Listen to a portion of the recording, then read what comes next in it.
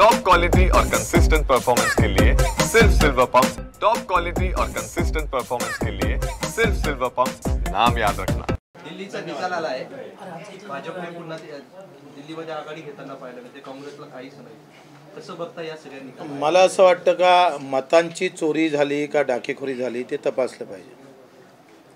बगर चोरीचं धन प्राप्त झालं तर आपल्याला मान्य आहे, पण चोरी करून धन प्राप्त झालं असेल तर त्याची चौकशी होणं गरजेचं आहे. आमचं मागणी एकच आहे का मशीन तशीच ठेवा, पण तो व्हीव्हीपॅड येतं आपल्या हाती, तो व्हीव्हीपॅड आमची सही असली पाहिजे आणि आम्ही तिथं सिक्का मारून तो मतपेटीत टाकला पाहिजे. इकडे अशी जर व्यवस्था झाली आणि एवढी जर चाहत लोकांची आहे, एवढा विकास भाजपनं केला असेल तर एवढी अट मानायला काय हरकत आहे भाजपला? ते मान्य करत नाही याचाच अर्थ दाल में कुछ काला है. आता जर मशीन आहे, ईव्हीएम मशीन आहे, ईव्हीएम मशीनमधून ईव्हीएम मशीनचा कार्यक्रम तसाच राहील, ते तशीच ठेवावी, परंतु जो व्हीव्हीपॅड येतं तो पॅड आमच्या हाती आला पाहिजे, त्याच्यावर सही आली पाहिजे आणि तो मतपेटीत एक अलग ठेवायला पाहिजे, ते तो पॅड टाकला पाहिजे. एवढं जरी केलं आणि मग जर खऱ्या अर्थानं भाजप जिंकली तर त्या जिंकण्याला खरं तर आम्ही सलामी ठोकू, मानाचा मुजरा करू. त्यांचं म्हणणं आहे की आम्ही विकास करतोय आणि लोकांना विकास करतो तर भय काय आहे? तुम्ही सांगा, हा संविधानाने दिलेला अधिकार आहे. माझं मत गेलं कुठं? मला दाखवा का यामध्ये तुमचं मत तुम्हाला पडलं का नाही पडलं किंवा तुम्हाला भेटलं का नाही भेटलं हेच निवडणूक आयोग दाखवू शकत नाही. तुमचा आमचा संविधानानं दिलेला अधिकार हक्कसुद्धा या सिस्टीममुळं पूर्ण कोलॅप्स झालेला आहे. म्हणजे तुमचं आता उद्या जर म्हटलं का माझं मत दाखवा, पहिले काय होतं, बॅलेट होतं, वरती पावती याची, बॅलेट याचा, बॅलेट नंबर राहायचा आणि खाली त्या बॅलेटवर सही राहायची. म्हणजे माझं मत मला भेटलं का नाही भेटलं ते ठेवलं आहे का ते संपलंच आहे. याचं कारस्थान काय? म्हणजे उत्तमराव जानकर सांगत होते का तुम्ही तिथं, त्यांनी एक पत्र काढलं, तिथं किती लाईट ठेवला पाहिजे, किती त्याचा प्रकाश पडला पाहिजे, या सगळ्या प्रकारचे पत्रकं काढण्यामागचा उद्देश काय? आणि म्हणून आम्ही सोन्याचे चोर पाहिले, चांदीचे चोर पाहिले, पण मतं चोरणारी टोळी निर्माण होती की काय असं भय आहे. हा रडीचा खेळ आहे म्हणणं, जर असं काही आरोप झाले तर? नाही, मला असं म्हणणं आहे का आमची मागणी काय आहे, तुम्ही जर खरोखरच विकासावर मत दिलं असं म्हणता तर आम्ही म्हणतो ते करायला अडचण काय, त्यांनी स्पष्टीकरण द्यावं ना. काय अडचण आहे? निवडणूक आयोगानं आम्हाला सांगावं का पॅड हाती देता येत नाही, द्या ना पॅड हाती, मशीन राहीन, मशीन सांगन, मतमोजणीचाच विषय आहे ना. वाटली शंका तर मतपेटीतलं मोजू ना आम्ही पॅड, काय अडचण आहे? मग ते भाजपनं सांगितलं पाहिजे आम्हाला. हा दिल्लीचा विजय ईव्हीएमचा विजय असं ईव्हीएमचाच विषय आहे. मशीन काय आहे, मताची मशीनच आहे, त्याच्यानं आता कामाचा विषय संपला आहे.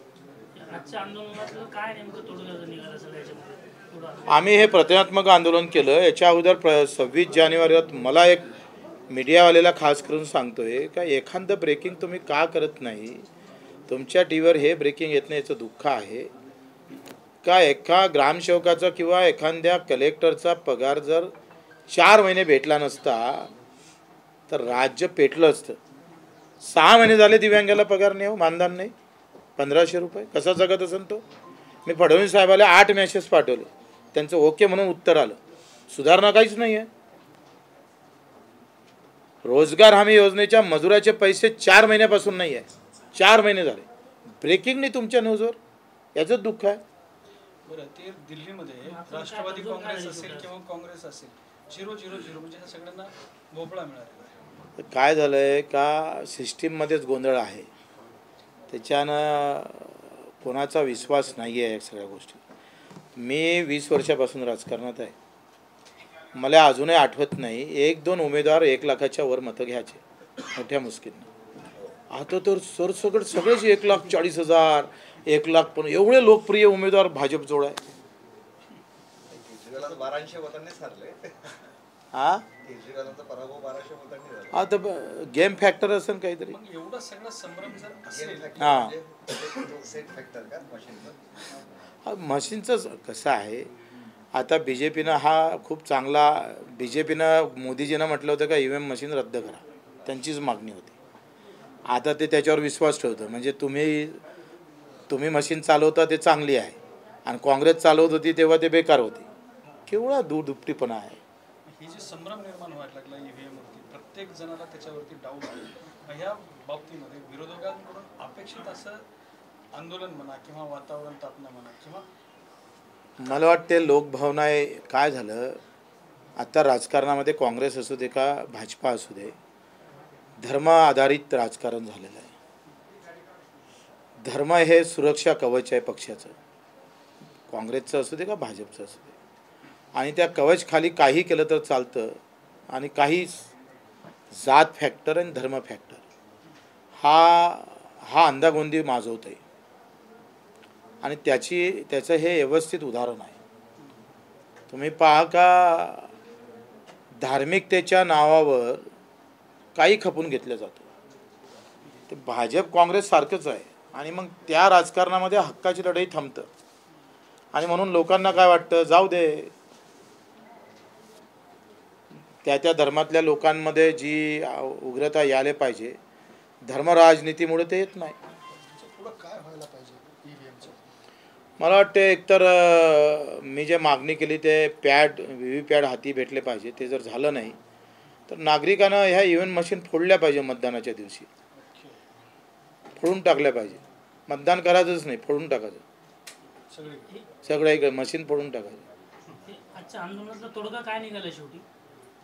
आंदोलनामध्ये आमचं प्रतिकात्मक आंदोलन होतं. एका दिव्यांगाच्या 2 लाखाचे 10 लाख वसूल केलं जातं. म्हणजेच न्यायव्यवस्था सगळी संपलेली आहे. कलेक्टर सारखा IAS ऑफिसर 2 लाख 2.5 लाख रुपये महिना घेणारा माणूस, तो त्या कमिटीचा अध्यक्ष असतं बँकिंगच्या, आणि त्याचं लक्ष राहत नाही. दुपटीपेक्षा जास्त वसूल करता येत नाही. 10 लाखाची नोटीस कशी गेली? ही मोठं आश्चर्य आहे. आणि आम्हाला या आंदोलनातून दाखवायचं होतं की पिंडदान हे मुक्तीसाठी, आत्ममुक्तीसाठी केलं जातं. दिव्यांगाला मुक्त केलं पाहिजे कर्जबोजातून. दिव्यांगासाठी वेगळे धोरणं आणले पाहिजे. मानधन वाढवलं पाहिजे. बाकी राज्यामध्ये 4-4 हजार रुपये मानधन आहे, 5 हजार रुपये मानधन आहे. इथं दिव्यांग मंत्रालय असून सुद्धा फक्त 1500 रुपयेच मानधन आहे. असं का? आणि 4-4 महिने वेतन का, पगार का, मानधन का भेटत नाही?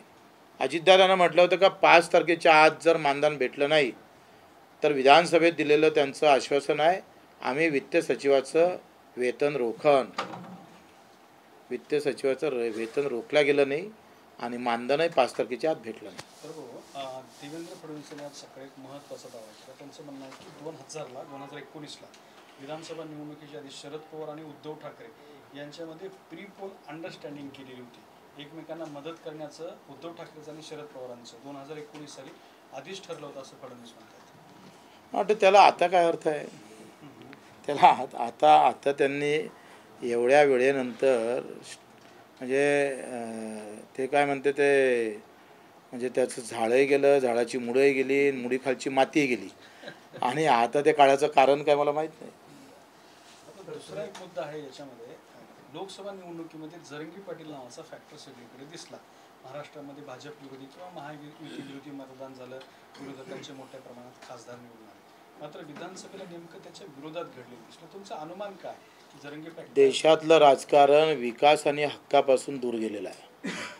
देशाचं राजकारण धर्म आणि जात आणि पैसा आणि सत्ता या 4 गोष्टीवर आता ते केंद्रित झालेलं आहे. धर्माच्या नावानं जेवढे मतं फोडायचे, सगळेच पक्ष जेवढे मतं धर्माच्या नावानं फोडता येईल तेवढे फोडायचे, झेंड्याच्या रंगावर फोडायचे. आणि तिथून फुटत नसेल तर जातीचं फॅक्टर आणायचं. एक व्यवस्थित आम्ही पाहतोय मराठा वर्सेस OBC असा एक नवीन वाद या राज्यामध्ये निर्माण केला गेला. आणि त्याचे परिणाम लोकसभेमध्ये वेगळे दिसले, पण तो मतदारसंघ मोठा होता. आणि विधानसभा लहान मतदारसंघात त्याचे परिणाम उलटे झाले.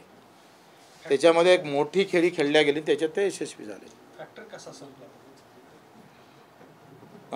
फॅक्टर कसा संपला?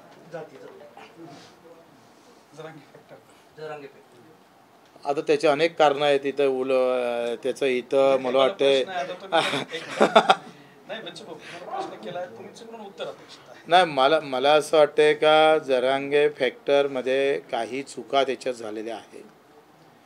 त्याचं नियोजनबद्ध जे कार्यक्रम किंवा चर्चेतून जे काही नियोजन व्हायला पाहिजे त्याच्यामध्ये काही उणीव राहिल्या आणि त्याच्यामुळे ते मला वाटते मोठी अडचण निर्माण झाली. आता त्यांचं पुन्हा एक आंदोलन सुरू होते. 10 दिवसाआधीच एक आंदोलन संपवलं आणि काल पुन्हा म्हणाले आंदोलन करतो. म्हणजे जवळपास 7वा-8वा आंदोलन उपोषणात आहे. वारंवार उपोषण होत आहे, मागण्या त्याच आहे, शून्य उपयोग. मला वाटते थांबून नियोजन केलं पाहिजे. सध्या सातत्याने होणारी आंदोलनं योग्य नाहीत. थोडं थांबलं पाहिजे असं वाटतं. याला जोडूनच म्हणजे त्यांची संभ्रम अवस्था एक अशी चर्चा उडाली, कारण उपोषण सोडताना त्यांनी असं म्हटलं होतं की यापुढे उपोषण करणार नाही. काल मंडप काढलं सकाळी, पण दुपारी परत मंडप टाकलं आणि आता उपोषणाची घोषणा. वाटते तो त्यांचा व्यक्तिगत प्रश्न आहे.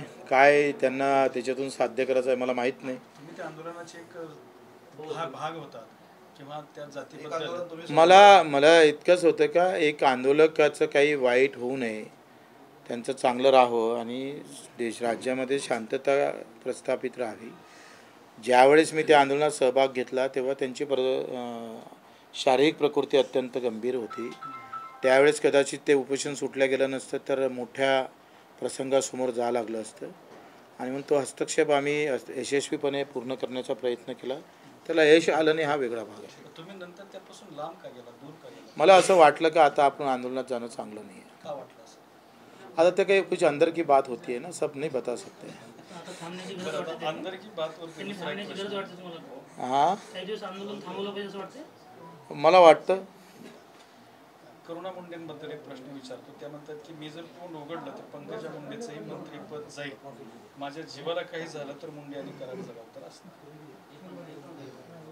मला असं वाटतं का तो त्यांचा कुठल्या प्रश्नावर ते व्यक्तिगत त्यांचे वाद आहे, ते काही सार्वजनिक विषय नाही आहे. व्यक्तिगत वादावर आम्ही काय बोलावं, तर त्यांचे व्यक्तिगत वाद आहे. ते सार्वजनिक मुद्दा हा पंकजा मुंडेचं मंत्रिपद जाईल म्हणतात.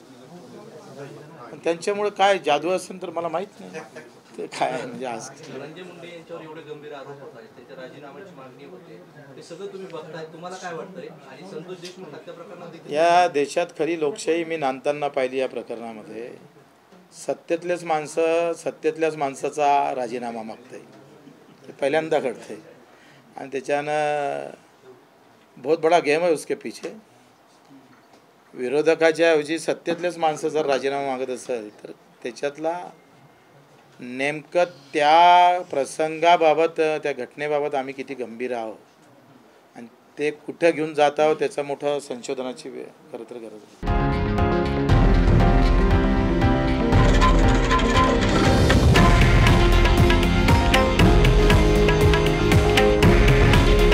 हे आहे देशातील नंबर 1 न्यूज नेटवर्क आणि आपण पाहत आहात TV9 मराठी. काळजी तुमची, हित महाराष्ट्राचं.